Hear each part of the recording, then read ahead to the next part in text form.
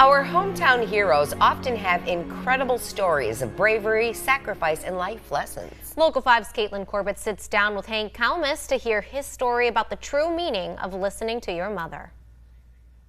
Hank Kalmus says he's always been lucky. I sat down with this week's hometown hero to hear his incredible story of survival. And my mom handed me a rosary and said, say it every day. That was the last thing Hank Kalmus's mom told him before he left for Vietnam, and a moment that would stay with him for the rest of his life. Just 2 years before that, in '68, Hank graduated high school and joined the Army. So if you weren't college material, which I wasn't, I was going to the service. So as a senior in high school, I just volunteered for the draft so I could get going and be out of there.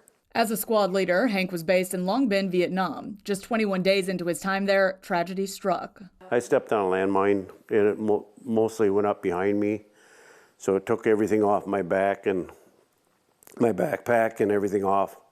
And actually, some of the shrapnel went through my camera. I got a picture of the last picture in Vietnam and the first picture in Denver Hospital. So it's like it split it right in half. But the one picture ingrained in Hank's mind, what he saw when he opened his eyes after the shrapnel hit. When I got hit, we're sitting there in a chopper. We called for a chopper to come in, and they couldn't come in because we were under fire. And then I looked in the rosary. It was wrapped around my gun barrel. And I thought that was a punishment for not seeing it. Though he didn't listen to his mother's advice to pray every day, Hank would learn that it in fact wasn't a punishment. Just moments later, the chopper was cleared to fly in, and Hank and 4 others were rescued. Call it luck, call it coincidence. It's a moment that has never left Hank. Well, I think it just was a sign that he was with me. All the things that happened to me in life and all the times I lucked out, everybody says I'm lucky, but I just had somebody praying for me, my mother.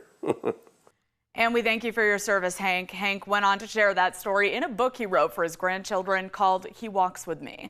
Hank is also the VFW Post Commander at Freedom Post 7692. If you'd like to learn how to get involved, you can visit our website at wearegreenbay.com. For Local 5 News, I'm Caitlin Corbett. All right, thanks, Caitlin. Let's take a look at our Storm Team 5 Skyview camera right